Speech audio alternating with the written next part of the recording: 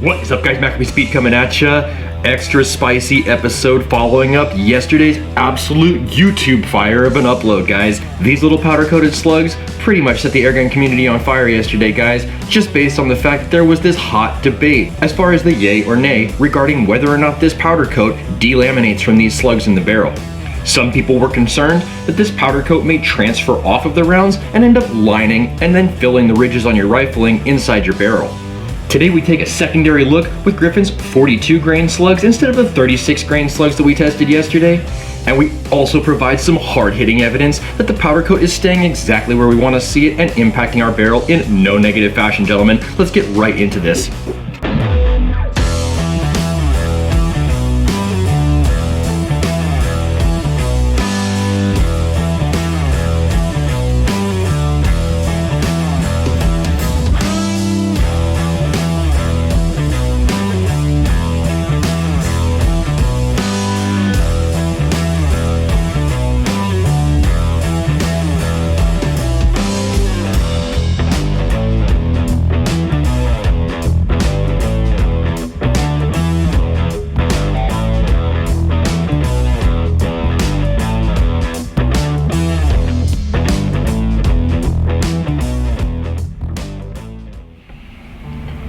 Alright, gentlemen, and today we are going ahead and following up yesterday's very hot episode about the powder-coated slugs in this rifle. Now, yesterday we featured some 36 grain CP tip, which I'm not sure quite what the CP stands for. These slugs were all gifts from the Mini GP arsenal and were a great asset to the channel during this testing. Today's test subjects are the 42 grain variety, which are the more traditional hollow point cup that you see in front of you.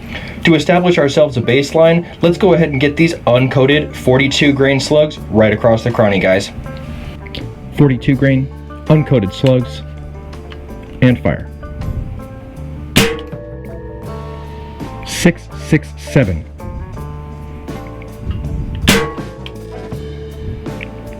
Duplicate. 666. 667 and 663. Let's go ahead and get right on to today's competitor, which is the 42 grain nuclear yellow coated Macabespeed special here, guys. Identical round, with the only difference having this one been powder coated.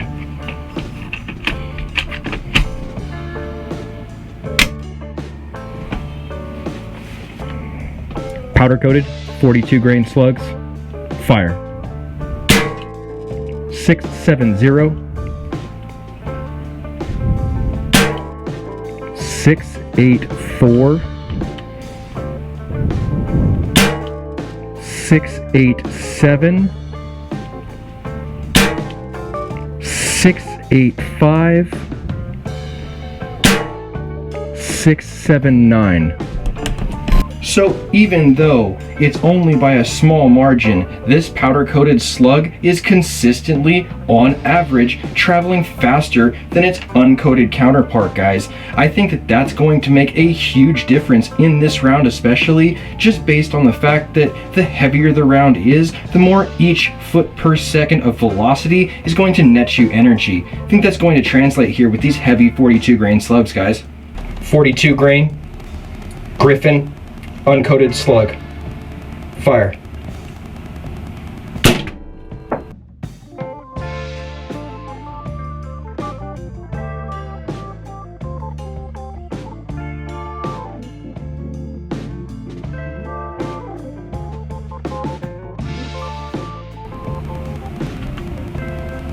All right. So that not only went all the way through our block, but definitely bounced back this direction, gentlemen. I do have it on the end of my table here, and I will grab it for you. The extra mass and weight of the uncoated slug seems to have had absolutely zero problem going ahead and passing all the way through our block, guys. But the one thing you will notice here, guys, is how weak those rifling indentations are. Let's go ahead and get our powder-coated slug downrange and see exactly what happens in the next test. 42 grain, Griffin slug, powder coated, fire.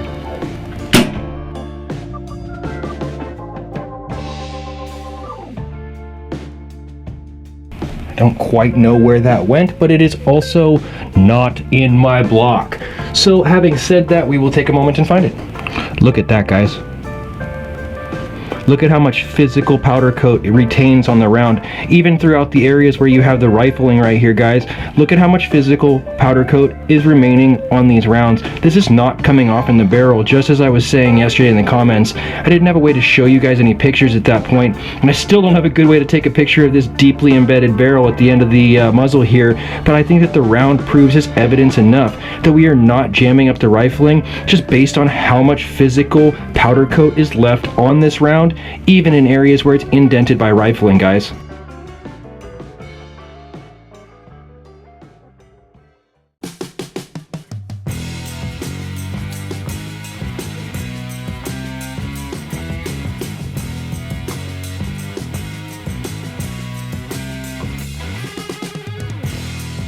Alright guys, so once again, the powder-coated rounds outperformed the non-powder coated rounds. At this point, I'm not surprised with what I'm seeing, based on the fact that that powder coat is just providing that piston ring style sealing that's providing such a perfect fitment within the barrel without actually impacting the barrel negatively. Just like yesterday, I wanted to go ahead and give you that nitty-gritty information as far as what the final diameter of these rounds are, as well as what the final weight might be based on the fact that we've added that small amount of mass in the form of powder coat. Let's break out our scale and break out our caliper and see exactly what happens, guys.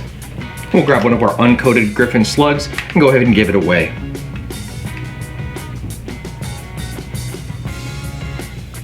That weighs in at 42.2. I'm gonna go ahead and weigh a couple more just to make sure I'm getting a consistent reading here.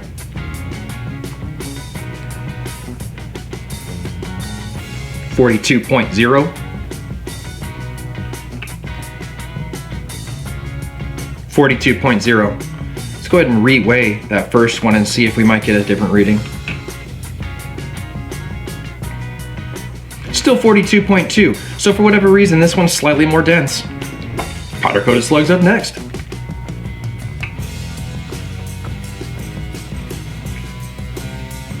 .42, but I did see a fluctuation to 42.4.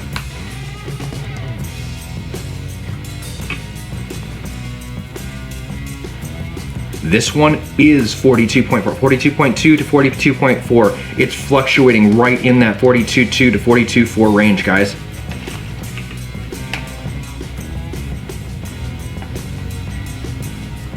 This one's pretty solid at 42.2. If I had a scale that did individual number graduations instead of just doing even number graduations, 42.2, 42.4, 42.6, I think that we would see a 0.1 grain increase on the powder coated round over the non-powder coated round on average, guys.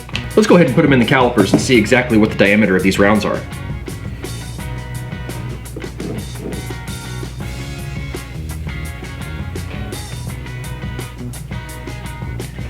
I'm pretty confident, based on the fact that the jaws are currently holding the round, that .250 is an accurate representation of what we have here.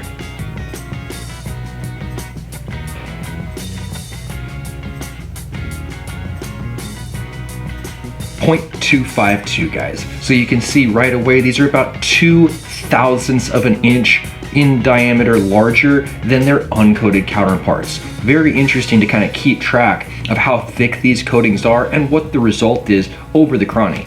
All right, gentlemen, based on all the positive results that I'm having on my end with my independent testing here, I definitely think that this is going to be something that we see a whole lot more of in the near to distant future in the airgunning community. I have previously seen people paint the skirt to be able to see the tracers on film, but as far as actually powder coating traditional airgun ammunition, guys, I think we're really the first channel here to try it, guys.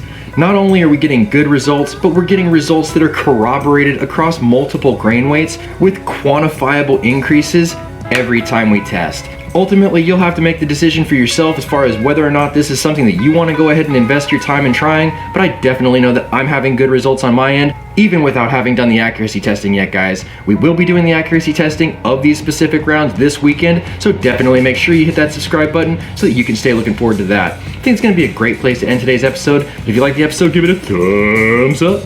You want to see more content like this, make sure you subscribe for more with that notifications button so that you can stay current on the channel as well as when new videos come out. If you really like this video, make sure you share it so somebody else can see it. And I'll catch you guys in the next one.